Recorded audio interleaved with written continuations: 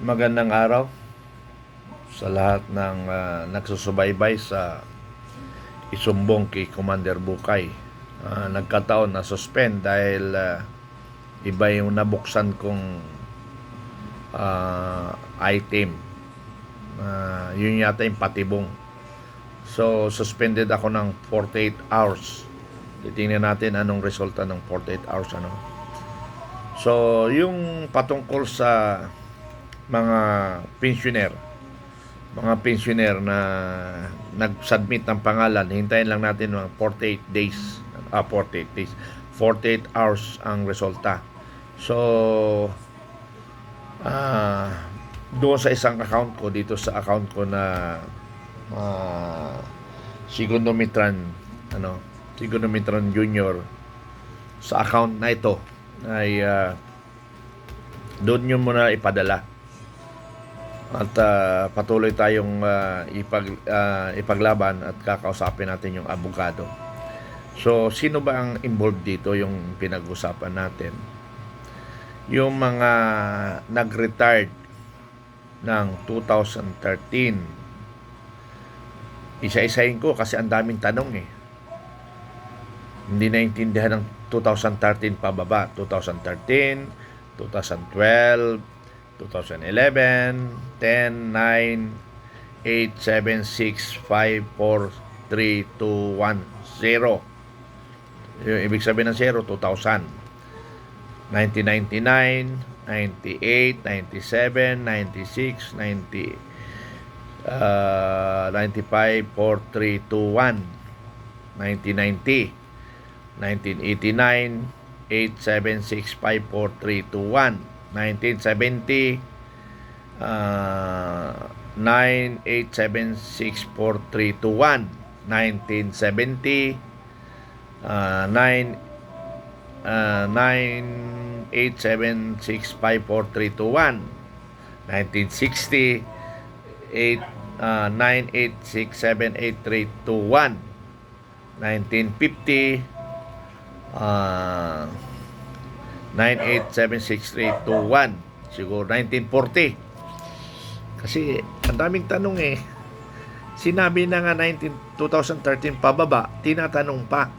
Diyos ko naman, oo. Kaya inisa-isa ko na Pangalawa, may tanong, totoo ba sir? Diyos ko naman, ayan na naman nakakaiblan. Totoo ba sir, may matanggap kami?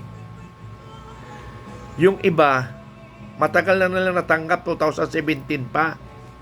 Kayong biktima, hindi nyo talaga matanggap pag hindi nyo pinalo up.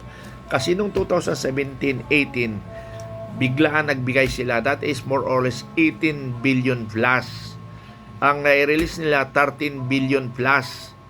Tapos may naiwan na 4.9 billion plus. Kayo yon. Pero mo, 2017, June pa na-release yan Hanggang ngayon, hindi pa na-release sa inyo. By 2027, 10 years na. After 10 years, hindi nyo na matatanggap yan.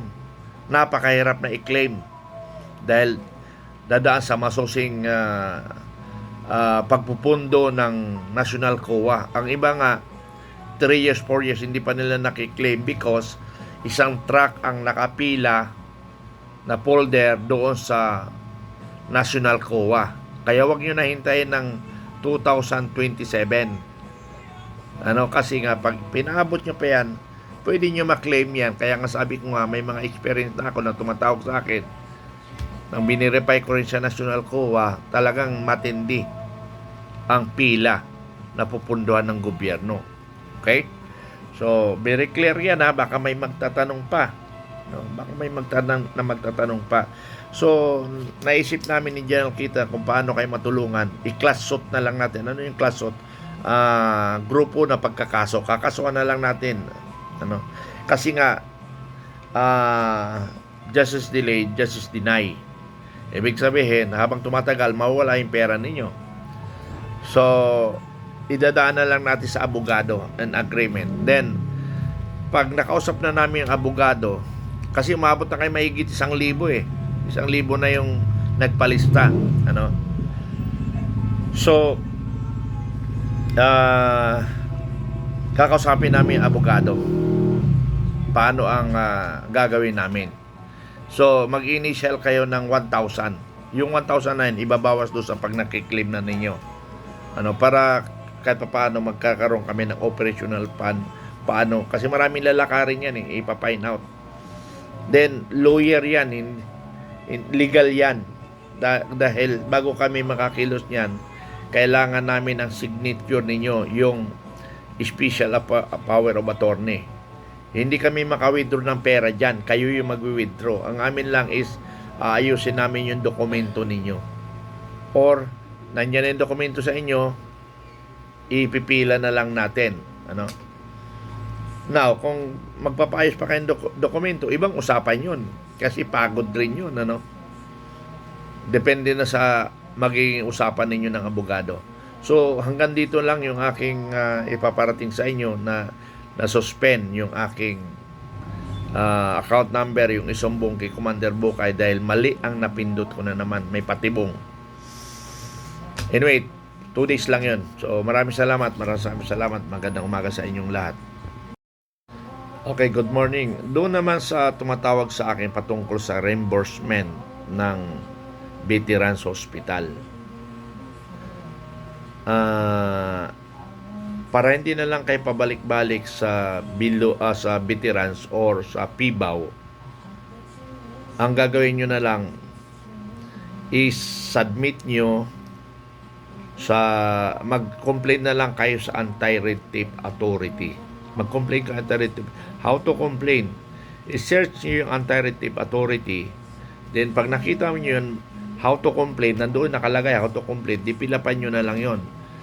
The most important, yung sulat nyo o yung copy nyo nung nagpa-receive kayo ng refund. Nagpa-receive kayo ng refund.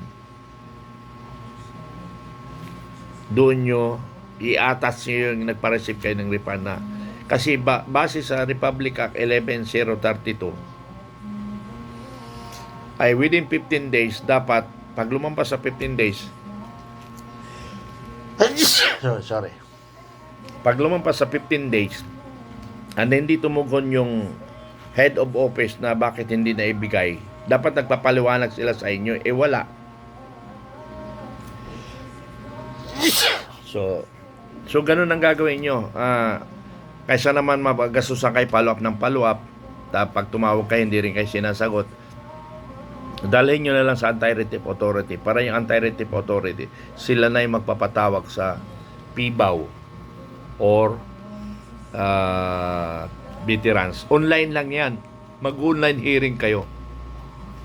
Pwede niya akong gawing guest doon, bigyan niyo ako ng link kasi sila ang magbibigay ng link sa inyo. Then pwede naman kayo authorize na magbigay ng isang link para doon sa inyo magiging witness. So, ganun ang gagawin nyo yun doon sa mga nagpaparepan sa veterans. Kasi parang binago na yung management, dinala na sa PIBAW. Okay, doon naman sa mga na-hospital na pinabibili pa kayo ng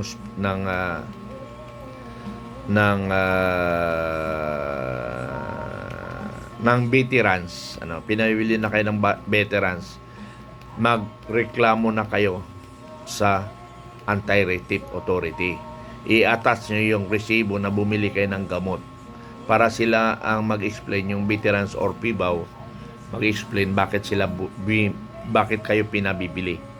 Now, kung hindi in accordance to law, hindi nila madipinsahan yun, directly i-refund na kayo ng gobyerno ng veterans. So sabi din sa inyo na hospital. Now yung sa mga maintenance tulad natin at ilang beses ka nang pumunta doon, pagdating mo sa pharmacy sasabihin walang gamot, yung wala kang dokumento doon. Pag sinabing wala kang gamot, hindi available kasi wala ka ring hawak na resita. So yung voice message na lang ninyo na i-record na sinasabi nila na walang gamot, hindi available, yun ang i-attach ninyo. Or pwede naman yun verbal, kasi doon naman malaman sa katotohanan pag nag-online na naman kayo, online na hearing. So, hanggang dito lang yung aking information and dissemination sa lahat ng mga kapwa ko pensioner. Kasi nga, ang hirap nang hindi kayo natutulungan, hindi nyo alam gagawin. Pangalawa, sino bang applicable or qualified to be entertained sa PIBAW o sa Veterans Hospital?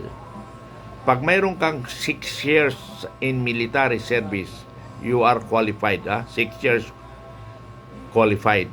Kung patay na yung asawa mo, pwede pa ikaw. Dahil mayroon ka namang sigurong order na hawak. So, dadalhin nyo lang yan, magpapakuan kayo. Dadalhin nyo lang doon sa PIBAW yan, sa BMC, para how to apply. Siguro yung ID, magpagawa kayo. Basta may order kayo, basta naka 6 years kayo. Katulad sa mga Philippine National Police na nanggaling ng PC. Basta naka 6 years ka sa PC, you are qualified to be member of PIBAW. Okay? So much for that. Maraming salamat. Suspended kasi yung aking account na Sumbongki Commander Bukay. Nagkamali ng pindot. Maraming salamat.